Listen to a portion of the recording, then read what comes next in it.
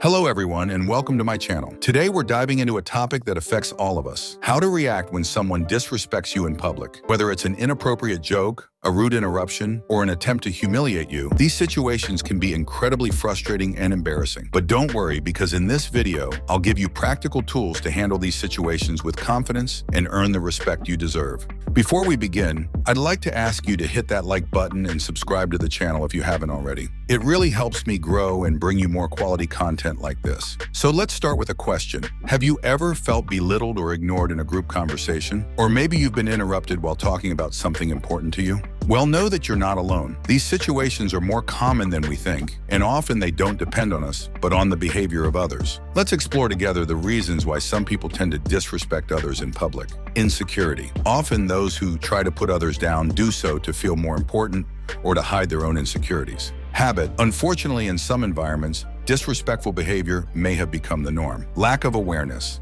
Sometimes, people don't realize how hurtful their behavior can be to others. Competition. In highly competitive work or social contexts, some may see others as rivals to be overcome at all costs. Now that we've identified the possible causes, let's look at how we can effectively deal with these situations. The importance of body language. The way we physically present ourselves can make a big difference in how others perceive us. Here are some tips. Maintain an upright but relaxed posture. This communicates confidence without aggression. Pay attention to eye contact. Look people in the eye when you're talking to them, but without staring in an intimidating way. Use open and measured gestures. Avoid crossing your arms or hiding your hands, which can be interpreted as signs of closing off or nervousness. Remember, your body language speaks volumes before you even open your mouth. Practice these techniques in front of a mirror or with a trusted friend to make them feel more natural. The positive mirroring technique. This technique involves repeating what the other person has said negatively in a positive way. For example, if someone makes an unpleasant joke about you, you could respond, "I appreciate that you're trying to be funny, but I'd prefer if we joked about topics that don't directly involve the people present. What do you think?" This approach has several advantages. It shows that you've listened to and understood the other person. It acknowledges their intention, even if poorly expressed. To contribute to the conversation, it offers a dignified way out, allowing the other person to correct their behavior without feeling attacked. When using this technique, make sure your tone is genuine and not sarcastic. The goal is to redirect the conversation in a positive direction, not to escalate the situation. The assertive response. Being assertive means expressing your thoughts and feelings directly but respectfully. Here's a formula you can use. When you describe the specific behavior, I feel describe your emotion. I would prefer if you suggest an alternative. For example, when you interrupt me while I'm speaking, I feel frustrated and devalued. I would prefer if you waited until I've finished expressing my thought before intervening. This technique is powerful because it focuses attention on the specific behavior, not the person. It clearly expresses how you feel. Without accusations, it offers a constructive solution. Practice this technique for different scenarios you might encounter. The more comfortable you become with it, the more natural it will feel in real situations. Intelligent humor, when used wisely, can be a powerful tool to diffuse tense situations. The key is to use humor that doesn't make fun of anyone, but rather lightens the mood. For example, if someone tries to embarrass you with an indiscreet question, you could respond with a smile. "Wow, I see we've decided to skip the small talk and go straight to the existential questions today. I like this bold approach." This strategy works because it shows that you haven't been intimidated. It lightens the atmosphere. It shifts attention from the content of the provocation to your brilliant way of handling it. Remember, the goal is not to put the other person down, but to diffuse the tension and possibly even turn the situation into a positive interaction. The strategic pause. Sometimes the best response is no immediate response. Take a moment to breathe deeply and reflect before reacting. This will give you time to calm any negative emotions. Assess whether the situation really deserves a response. Formulate a thoughtful reply if necessary. You might say something like,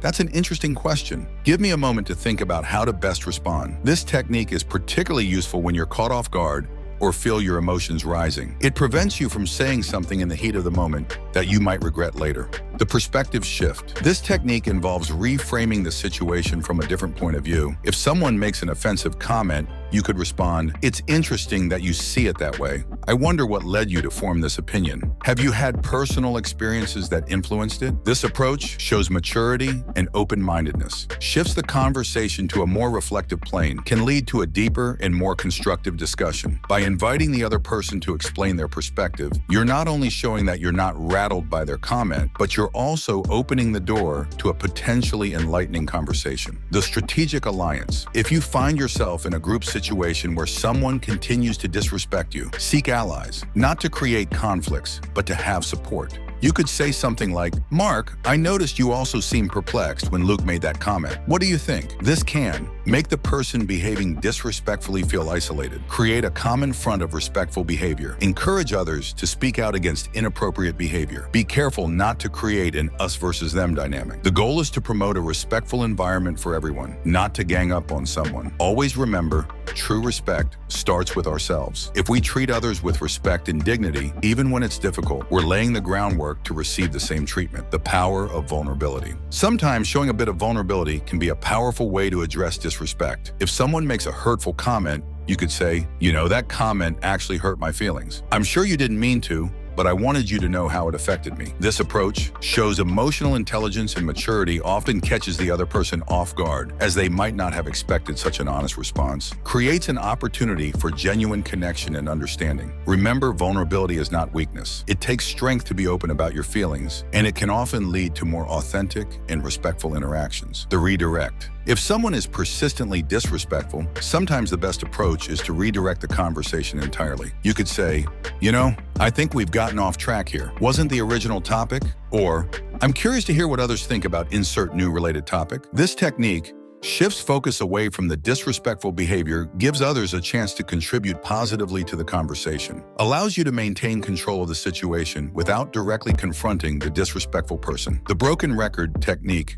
For persistent offenders, sometimes you need to repeat your boundary clearly and calmly, like a broken record. For example, if someone keeps interrupting you, you might need to say, "Please let me finish my thought," several times, using the same calm tone each time. This approach shows that you're firm in your boundary, doesn't escalate the situation, eventually makes it clear to everyone that the interrupter is the one being unreasonable. The empathetic approach. Sometimes disrespectful behavior comes from a place of pain or insecurity. If you sense this might be the case, you could try an empathetic response. "It seems like this topic is really important to you. Is there something specific you're concerned about?" This approach shows emotional intelligence can diffuse tension by addressing the underlying issue, might lead to a more meaningful and respectful dialogue. The rise above strategy. In some cases, the most powerful response is to simply not engage with disrespectful behavior. This doesn't mean ignoring it entirely, but rather acknowledging it briefly and then moving on. For example, "I don't think that comment was necessary.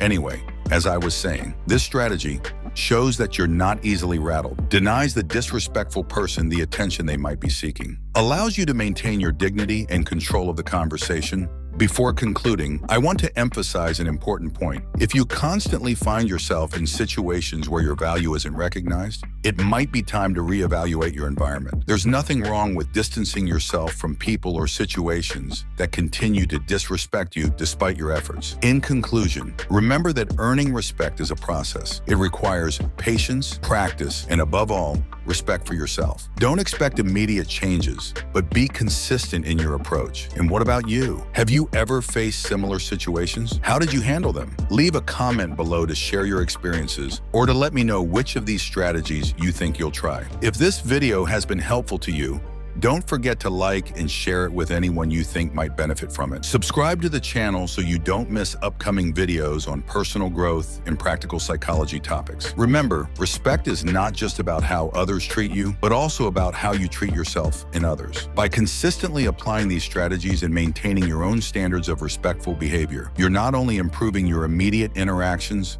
but also contributing to a more respectful society overall. Thank you for watching, and I'll see you in the next video. This